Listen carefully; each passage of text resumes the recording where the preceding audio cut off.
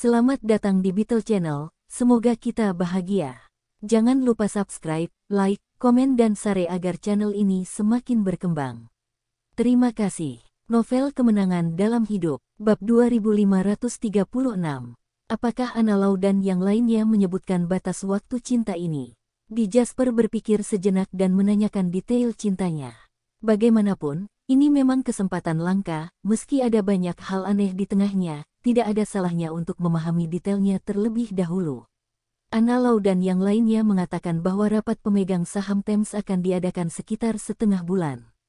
Randy berencana menghadiri pertemuan tersebut bersama kami sebagai mitra pemegang saham dan merundingkan merger dan akuisisi. Masih ada setengah bulan lagi. Jasper dengan cermat memperkirakan durasi beberapa hubungan cinta baru-baru ini. Cinta semacam ini tidak dapat dijelaskan hanya dengan beberapa kata di telepon. Saya pasti harus kembali ke Tiongkok dan berbicara langsung dengan Cendi, Anna Lau, dan yang lainnya tentang cara menghadapinya. Tapi kebetulan saya harus menyelesaikan masalah di pihak Irak terlebih dahulu, jika tidak nanti keadaan akan berubah, dan jika saya tidak harus menunggu terlalu lama, seluruh tata letak negara Irak akan sia-sia. Oleh karena itu, apapun yang terjadi, pertama-tama dia harus menangani situasi Kurdi secepat mungkin dan mempersiapkan serta menyempurnakan perusahaan di Irak secepat mungkin. Hanya setelah melakukan ini dia dapat kembali ke negaranya dengan pikiran tenang. Tampaknya rencana tersebut perlu diperketat. Oke, saya punya ide tentang ini. Saya akan menelepon Cendi dan yang lainnya nanti untuk membahas masalah ini sendirian.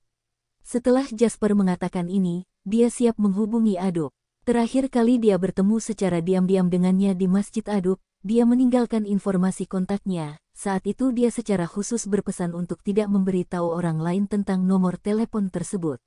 Sepertinya dia sendiri yang seharusnya mengantisipasi bahaya yang akan terjadi nanti, jadi dia akan memberikan metode khusus ini pada dirinya sendiri terlebih dahulu.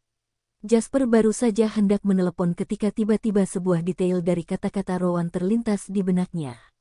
Dia akhirnya tahu apa kegelisahan di hatinya saat ini. Jika saya ingat dengan benar, Chu Bancheng Half the Harbor Langdon, Su Chongshan dan yang lainnya saat ini tinggal di Asia Tenggara.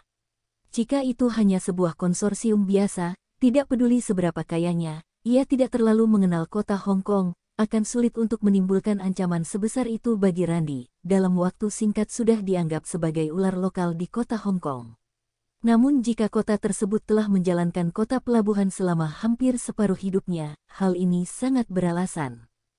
Meskipun kini ia telah meninggalkan kota Hong Kong dan sebagian besar asetnya telah dilikuidasi sendiri, ia telah mengakar di kota Hong Kong selama beberapa dekade, dan banyak aspek yang telah lama tidak dapat dipisahkan dari kepentingan lokal. Dia pasti memiliki kemampuan untuk mempengaruhi kota pelabuhan.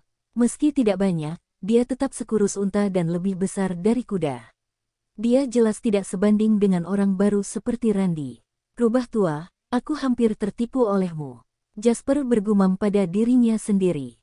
Jika tebakannya benar, Half the Harbor Langdon pasti memiliki makna yang lebih dalam. Yang diinginkannya pasti tidak hanya membiarkan Asia Tenggara merebut posisi sebagai pelabuhan informasi. Mengingat kembali masyarakat di Asia Tenggara yang membuka pabrik di Asia Tenggara dalam upaya menarik pesanan dari China, ia merasa rencana Kui Bancheng sangat besar. Hal ini untuk membentuk serangan ganda terhadap industri-industri dan informasi untuk sepenuhnya mengepung industri Tiongkok. Aku akan menelepon Tuan Lau dulu. Jasper meninggalkan kalimat ini dan pergi dengan tergesa-gesa. Hanya 3 orang, Celine, Julian dan Rowan, yang tersisa di ruangan itu. Melihat ada yang tidak beres, Julian sudah mengambil kesempatan untuk keluar untuk merokok. Yang terbaik adalah menjauh dari tempat tersebut. Rowan memandang Celine dengan tatapan mematikan dan merasa bersalah. Celine tiba-tiba kehilangan tatapan mematikan di matanya dan tersenyum. Rowan, kudengar kamu punya banyak teman di Tiongkok. Bersambung, terima kasih telah menyaksikan dan mendukung channel ini.